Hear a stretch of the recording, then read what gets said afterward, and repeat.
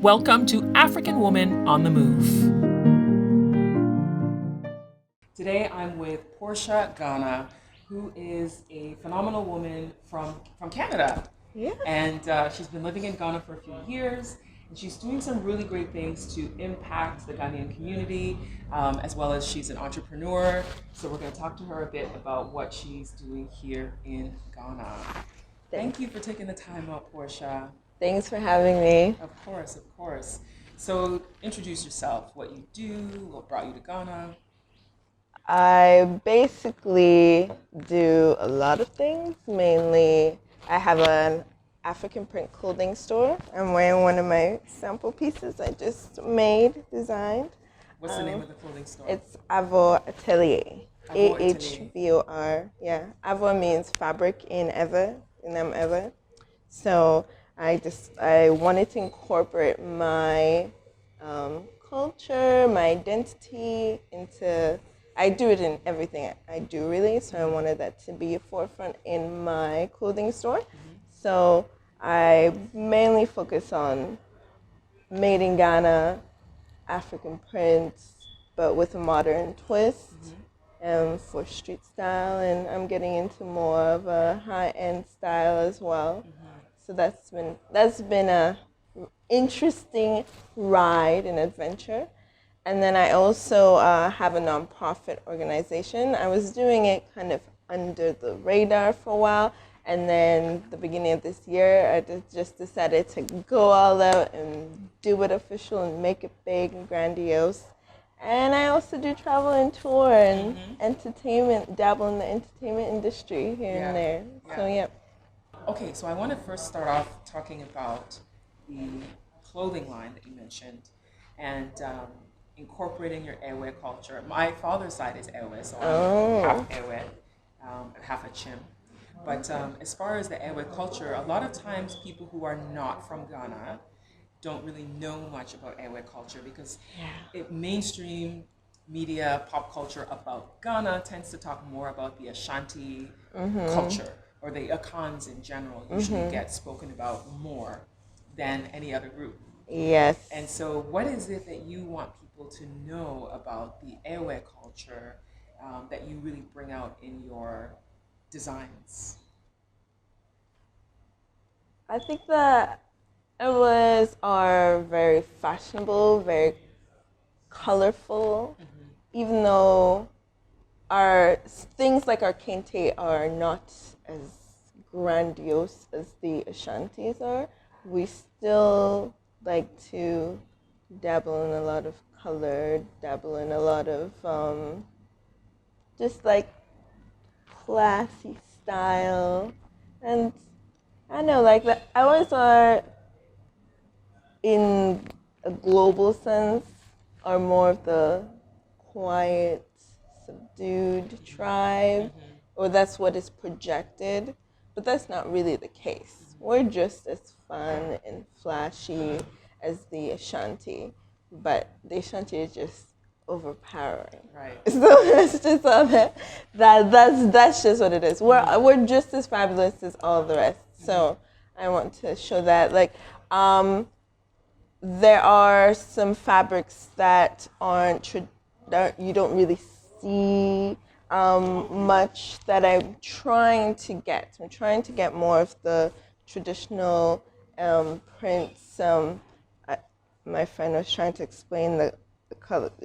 He went with me to try and buy some fabrics, and he kept telling them, I want fabrics. And they were just like, They're confused. They're like, what is he talking about? It just means, I guess we like more earth tones and more classic things.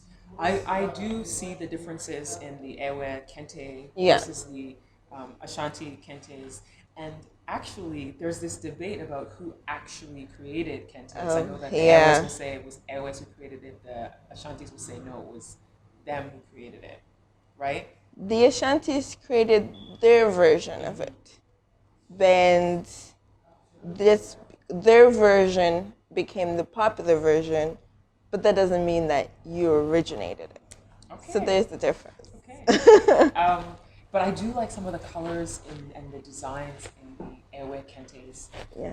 a little bit more than the Ashanti ones. The Ashanti ones, it's just become so common Yeah. that it's almost like you know, when someone buys something that's a trend and everybody has the same thing. Yeah. And I'm not knocking it. I'm just saying that I like Yeah. to see something different, and I think that the Ewe ones are different than what And people it's usually see. so common that most of the mainstream clothing that you actually see online, like it's mostly Nigerians who have made who have gotten this Ashanti kente printed from China and are marketing and are selling it worldwide on a global market, and it's not coming to Ghana. It's not even coming to the Ashanti people, but it's just such a mainstream pattern now.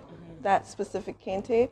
So that's why I like the Ewe, and it's more versatile, I think, Okay. because it's a little bit more. Well, not all of the prints are subdued, but generally speaking, it is. So, what is it that you are inspired by the most when you create? Like when you like with this dress that is one of yours. What inspired you to create this particular design?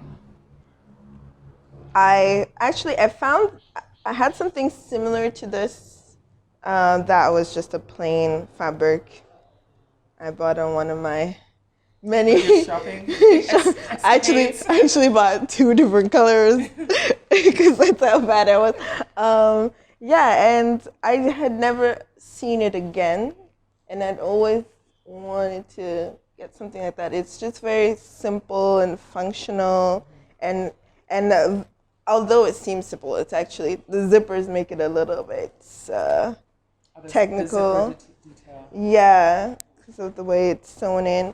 But it's just so simple and can fit a wide variety of people. Like, that's one of the things that I really think of in my designs is about the fit, how it can fit a real woman. Because something I realized is, well, in Ghana at least, the tailors don't actually think to that extent. Like, they will just get a measurement and fit it to that measurement. And women are this in the morning I'm bloated, in the evening I'm not. Like I may gain 5 pounds this month, I may lose it. So I want the clothes to be able to mold to a person. Okay. And to adjust, and they should be able to wear it long term or anytime and feel great no matter how their body is reacting that day. So like something like this, it has like an elastic waist. So if I get this big, it doesn't matter, and it'll still be flattering, and it's just lightweight. So just simple little details to make it cute, but that's just what I always think about, how to fit someone during their transitions and how comfortable they'll feel in it. So I'm all about comfort and like versatility. Okay. So what's your website or My Instagram page if people wanted to my website is purchase? avor.com, ahvor.com, and my Instagram, Facebook is Avor Atelier. So Atelier, Atelier. Okay. Atelier means creative space. So that's basically essentially what I wanted this store to be, a fabric creative space. So yeah. Now, moving on to something you're doing that's a positive thing that I absolutely love, helping young girls in Ghana, because there are disparities when it comes to even the basics Yeah. for young women. So, talk about your nonprofit and exactly what you're doing to help girls. My nonprofit currently is doing a few things to help girls. We started off the year helping newborns in need. I focused on the Upper West region because I had another foundation that I partnered with that was there, and I noticed that the rate of teenage pregnancies there was high compared to the percentage of women there or teenagers there. So I thought I would help out with that. And there were lot of babies that unfortunately they get detained in the hospital because their moms can't pay the bills, and most of their moms are teenagers. Oh, Yes, that's awful. it's terrible. So I just decided I have to do something. So I started, first I was just using I was using the proceeds from my store to actually pay for all their needs, the bills and the meds and everything else after. And then I started thinking, okay, so why do they have such a high rate? And I was asking questions like, why? Why is it like that there? I don't understand. And then they told me the most basic thing, that a lot of these girls don't have access to sanitary pads, to menstrual hygiene goods, or to even like things like toothpaste and stuff like that. And so they get taken advantage of there because by the men around them, because they'll go to them and to get those goods. Really? And so they like exchange, so like So they the exchange like sexual favors to get pads? basic things, basic amenities. Okay.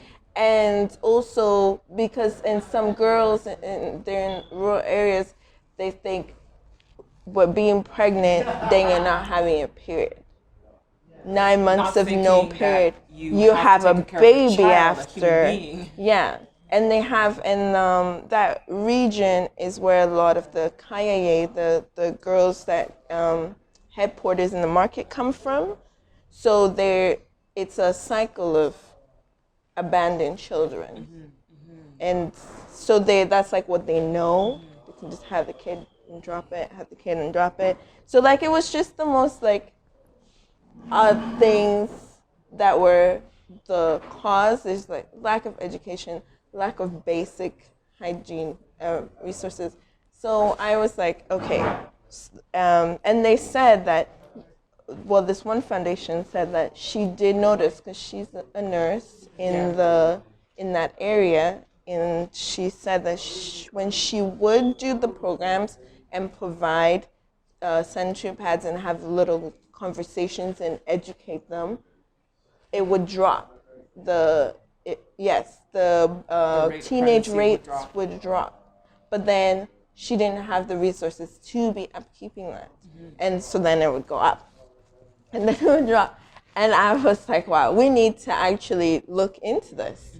So I decided, at least for the next year, I'm going to do what I can to provide sanitary pads and period poverty, because that is what it is. It's period poverty, and it's just crazy how period poverty causes so much that we don't even realize. Yeah. So I wanted to track it and see how it affects the rates, and also to find sustainable ways for people to handle their menstrual cycles over there, so that it would have long-term sustainable resources for them, and see how that goes. And then hopefully that can be used in the other regions, because there's other areas too with high teenage rates, but just there the percentage is more than their percent of. Right. So yeah, it's just been crazy. Yeah, like when you're in your position, there's so many things, privileges that you don't even realize you have. Yeah. and and then you're in the city here, or you see these these young girls in the market, and you're looking down on them too, like, why are they here, and what? And it's because someone couldn't afford 5 care of them. CDs, $1 or for something, and went and did this, and then couldn't take care, and like it just trickles down to so much. And there's even a senior high school reached out to us that their students don't have access to the pads. It's boarding school. So, and they also have they have a few students who are even kaye who come to Accra to do the kaye work, and so they wanted help because it's a crisis.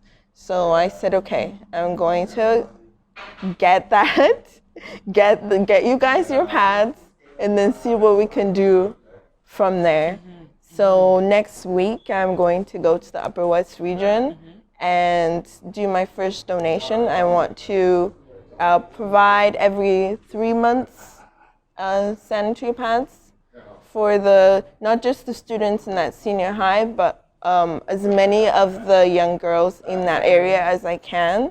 So and then we'll go from there. That is really, really, it's heartbreaking Yeah. to know that there's girls who are not getting access to the things they need. And then I think that what you said something really important, which you talked about with the education piece, that when those sessions happened, the numbers went down, Yeah. and then when they weren't, then it went back up. So it's like we need this constant cycle of education regularly, because when it's ingrained in their minds, then it becomes like habit to really have that knowledge. And then even if they know and they have a little sister, they can talk to their little sister about it, and then it just becomes a cycle of teaching. So with the pads, so is this your first donation that you're doing? Yeah, this is going to be my first donation that I'm going to do.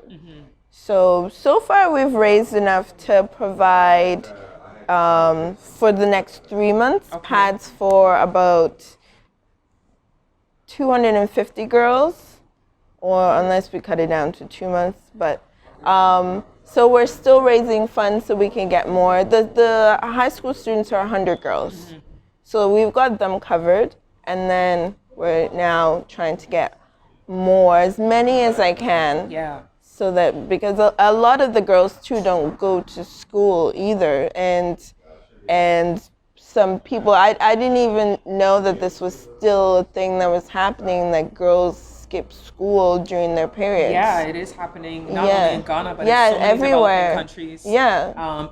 Even not even just developing countries. I was having this conversation with somebody yesterday that even in countries like Canada and the US, people who are in poverty, like if somebody's in a family that maybe they're on social assistance or welfare, as some people refer to it, and you have a limited amount of money you can spend, most of it will go on your rent, and then your food, and then if you are going to school or work, your transportation, then you've got like nothing left to buy pads. Yeah. You know, so it's a serious issue. Yeah, when I was doing research, I found that it was actually UK and US had the highest rates of period poverty, and I was so the US shocked. And the UK have the highest rates of period poverty. Yes, and it's even a lot of middle class, because the system there is more of marketing and a facade. So there's a lot of working middle class women who can't afford pads, and they don't go to work during their periods, and then a lot of girls don't go to school, and I thought I would get a third world country in my bias as a top. Of course, because that's what we're taught. That it's always these developing countries that are impoverished and don't have. Yeah. So I saw that big companies like Always had programs for America and UK and the developed countries where they're helping try and end period poverty, but not in the third world countries. So I'm going to try, the long-term goal is to look into some local companies to see what we can do to make even like the reusable ones, or to get investments, or their corporate social responsibility to help end period poverty, or do their best they can. Yeah. Have you started reaching out to local companies yet? I haven't yet. Okay. That's going to be my next venture. Yeah, I'm excited. I can't wait. I usually don't like the fanfare of giving. Yeah. With all the previous things, usually with my foundation, I pick one foundation that kind of goes along with my goals, and I work with them for a year, and then I do another. So I worked with one company that was providing water. There was an American-based one year, and then I worked with a Canadian-based one that was doing education. So we went to give laptops to the school, and recently I was doing another thing where I take on a small clinic and try and help them get to a higher standard and revamp them, give them things they need. So that's really one of good. my major campaigns that I'm going to be doing, but it's ongoing actually. Okay. So yeah, there's a clinic close to my grandpa's village, and I went there and I was like, this doesn't even qualify as a clinic, and they needed. I asked them to send me a list of the things they needed. I'm sure it's a long list. The list was everything. Yeah, I believe it. I believe it. Because when I used to host a TV show on maternal health and why women are dying in Ghana still, and we went to some clinics in some areas, it would be like, what? And I remember there was one in the Volta region. I can't remember the name of the town. It was in the Upper Volta area, which is now divided. Now it's the OT region. And that place there was no doctor, there was only a nurse, and then there was an older man who helped the nurse, and he's not anybody who's a medical specialist, but he's been around it for so many years that now he knows a lot of the things that they need and what they need to do. Yeah. And they didn't have anything either. Like, they didn't even have something to check people's blood pressure. And so they would go like 2 hours to the next closest proper clinic that had the things they needed.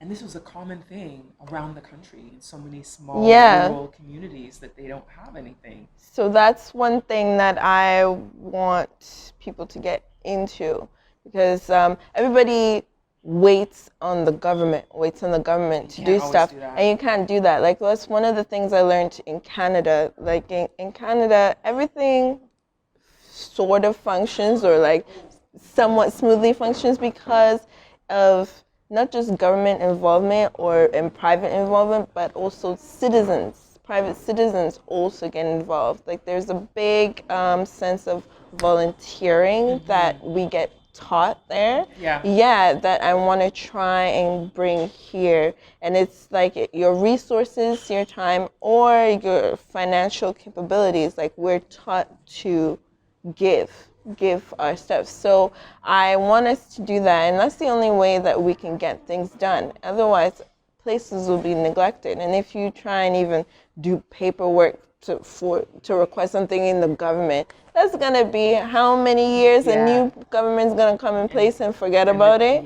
So, like, even the most basic things like office chairs, they were sitting on broken chairs. So, like, I raised money. I didn't even know office chairs were that expensive here. They are. I was really shocked. Yeah, so I raised some money one year for my birthday, and then I went to buy them the office chairs, and I just dropped it off and ran away. They're like, no, wait, come take pictures. And like, bye. And then I got them a washing machine, because all the dirty linens from the hospital, they were washing by hand. But the washing machine, they didn't let me go without taking pictures. And then they reported, it was the biggest news in their area. It was all over the radio. I was like, oh my gosh, no. But they really appreciate it. Yeah, so I've been trying to get them things like hospital beds and things like that, but they really need everything. Okay, so you're raising money for that as well? Yeah, raising money, or if you actually have the physical items, that would be better to go and send to them. And even that has been a hurdle. Some people tried to bring in hospital beds, but they wouldn't. At the port? They wouldn't clear, the government wouldn't give any kind of clearance. That's really unfortunate. Yeah. Because I have friends in the medical field in the UK, and they said every 3 years they switch out the hospital beds there. So they're like, they give them away, you can take them, but then we would have to raise money for shipping and clearing. And we shouldn't be paying to clear these items because it's in Medical need. dire need. Yeah. And so I don't know, something we could try and look at. I don't care if the government takes credit for it, but as long as it gets done, and as long as they like help us get it done. Because even with this northern region, and when I was helping with the newborns, something that I've had to be doing even to this day is buying lactogen for some of these newborn babies, which is another thing that I'm going to have to look into with the health of the young girls. But basically, I know in Canada that there's breast milk banks. Yeah. Oh, really? Yeah. So mothers with Yeah, they excess donate. milk, That's right. they donate, and then people who aren't able to produce, or babies who are orphaned, and babies in the NICU also get the breast milk because it helps them develop faster. Yeah. And when I was asking the people here in the medical field, it wasn't just a matter of them saying, we don't have it here. They were listing all the like, what if something happens to the baby? Oh, like all these like negative things about how that's not possible. Yeah. And I'm like, but it is possible, and it is working, and it's been going on elsewhere. Yeah. So things that are foreign often get welcomed or not welcomed with negativity. Yeah. So that's like an issue we have here. So you have to fight to get any kind of change, or you have to work within the system to try and create change, which is very difficult. Thank you so much for your time today. Thanks for having me. And a reminder of where they can donate to you. Okay, so you can go to the PortiaGanaFoundation.org. Gana is Gana, and it has all the ways to donate. So we accept everything from PayPal to Western Union's World Remits, even e-transfers for Canadians, and mobile money for locals. And of course, physical donations, we accept all that as well. So if you have any goods, if you have anything pertaining to babies, maternal goods, mothers, we collect that. If you have anything for clinics, we collect that. Even things that you don't think of. When it comes to clinic, it's not just medical things. Even bed sheets, stuff like that, they don't have. So we collect everything for babies, mothers, clinics, and young girls who need personal hygiene products. Great. All right. Thank you so much. Thank you. Have yourself a wonderful rest of the day because it's Saturday afternoon. Yeah. Or morning, I should say. Morning. Is it So still thank morning? you so much for taking the time out on a Saturday. Yeah, I'm not a morning person. I'm not a morning person either, but I'm slowly trying to learn to be, because it seems like when you get started early, you're able to get a lot done before you're even halfway through the day. So I'm trying. Yeah. I think I'll start trying too. All right. Thank you so much for watching this episode of African Women on the Move. Don't forget to follow African Women on the Move on Instagram as well as on Facebook. And if you have any comments, please go in the comment section below.